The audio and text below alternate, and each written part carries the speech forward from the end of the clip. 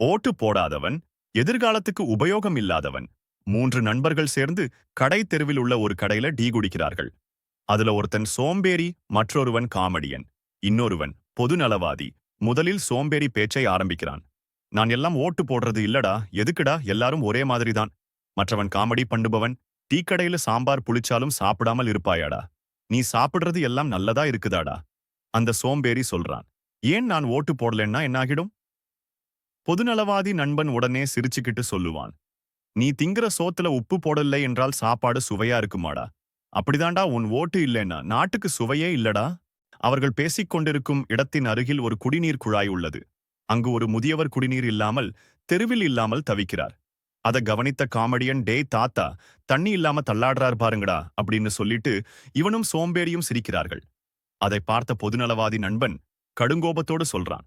டேய் சோம்பேறி, நீ போடாத அந்த ஒரு ஓட்டு தாண்டா இந்த முதியவரை தண்ணீருக்கு தள்ளாட வச்சிருச்சுடா. இனிமேலாவது உங்களது பொன்னான வாக்குகளை வீணாக்காதீர்கள். சோம்பேறி நண்பனை பார்த்து காமெடி நண்பன், டேய் நண்பா, புளிச்ச சாம்பார் திண்டா ஒரு நாள் தாண்டா, ஆனா நீ போடாத ஓட்டுக்கு 5 வருஷம்டா. சோம்பேறி நண்பன் உணர்ச்சி வசப்பட்டு, நம்ம எல்லாரும் ஒன்னா ஓட்டு போட போகலாம். இரவு முழுவதும் மூவரும் சிந்தித்து நாட்டை காக்கும் நல்லவருக்கு ஓட்டு போட தயாரானார்கள். பொழுதும் விடிந்தது. மூவரும் வாக்குச்சாவடிக்கு சென்றார்கள். பின்பு அவர்களது பொன்னான வாக்குகளை செலுத்திவிட்டு வந்தார்கள்.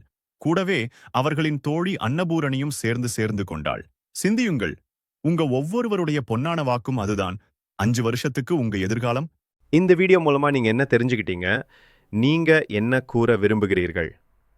உங்களுக்கு இந்த வீடியோ பிடிச்சிருந்தால் சப்ஸ்கிரைப் பண்ணிடுங்க, ஒரு லைக் பண்ணிடுங்க. அப்படியே தொடர்ந்து வீடியோக்கள் பார்க்க நோட்டிஃபிகேஷனையும் ஆன் பண்ணி வச்சுக்கோங்க.